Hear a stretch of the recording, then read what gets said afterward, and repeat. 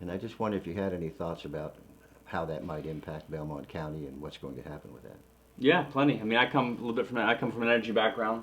Mm. My prior employment for the past 10 years has been working in the energy industry and seeing how things are changing globally, nationally, and then now locally over the past half dozen years or so. The PTT project is a big project. It's been discussed, among everyone in the public. I think everyone is anxiously awaiting a decision one way or the other from company officials. And the delay announcement, I really believe there's nothing to kind of take one way or the other in terms of that announcement. I don't think it really has any bearing on the final investment decision the company makes. I've never have and may never be sitting in a room where a $5 or $6 billion investment is decided, but I imagine if I was in that room that would be a decision that would be taken very seriously and would take some time. Although it's not an apples to apples comparison, I've tried to encourage folks to kind of look at what has happened to the northeast of us in Beaver County, PA with the Shell project.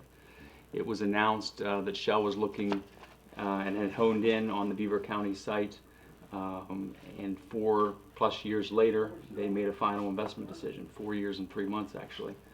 PTT announced the Dilly's Bottom site just under 2 years ago. In fact, it was 22 months to when they decided they needed a little bit more time to make that final investment decision. So comparing that to another project going on just right in our region, we have a little bit more time on that timeline. One other question, probably a big one, bigger than some of the other questions for Belmont County, and that is our water system. Mm-hmm. There's been a lot of talk about it being in poor condition and being some problems involved there. What shape is that system really in now, as far as what you've been able to learn so far? I think we have some significant issues. I mentioned in an earlier question about the responsibilities of the commissioner in terms of budgetary responsibilities, and that is, it's very important. I think alongside with that, at least for me personally, is infrastructure issues. With the water issue, I think that we're delving into that more deeply, and we obviously have an issue that needs to be addressed. I think that is something you'll see more news on over the next 3 to 6 months, is another question that you mentioned.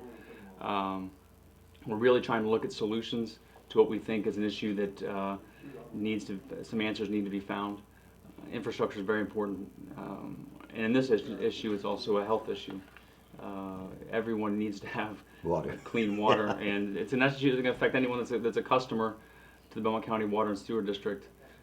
Health is of utmost importance, and secondly, there's an infrastructure issue in terms of investment from companies coming from the outside.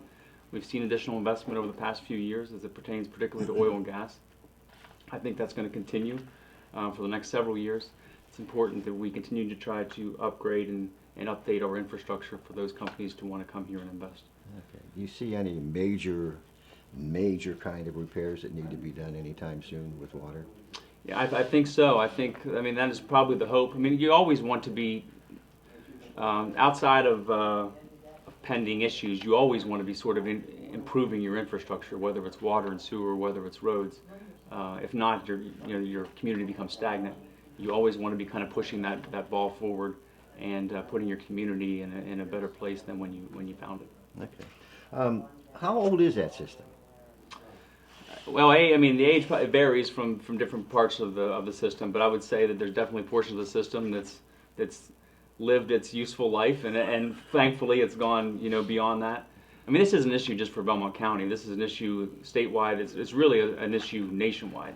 Nationwide, unfortunately, there's thousands of communities dealing with infrastructure that's aging, and what to do to make sure that they're still providing clean water to their citizens and updating that infrastructure. Do you see anything major that has to be replaced anytime soon? The whole system, or? No, it's not the entire system. I mean, it's just portions that we just need to start. We need to start addressing areas that need replaced, and after that, you really need to start, hopefully going down a path where you look at some expansion at some point. Anything else that you might want to tell us about that I haven't asked you about, or anything on your mind that you'd like to get out there? I just think that we're in a really exciting time for our county and for our region here, really. What we've been seeing, I think, is going to continue, and I think folks need to be prepared for the change that occurs with that. I think mostly good, but there are also some negative challenges we'll have to address as well along the way. But I think we're in a good place right now to where we can start really trying to do some things to set the county in a better place for our future generations. Well, we wish you a lot of luck on that, and thank you very much for coming to the program. I appreciate it. Thank you. Appreciate having you over. Yeah, Come back anytime. again. I will.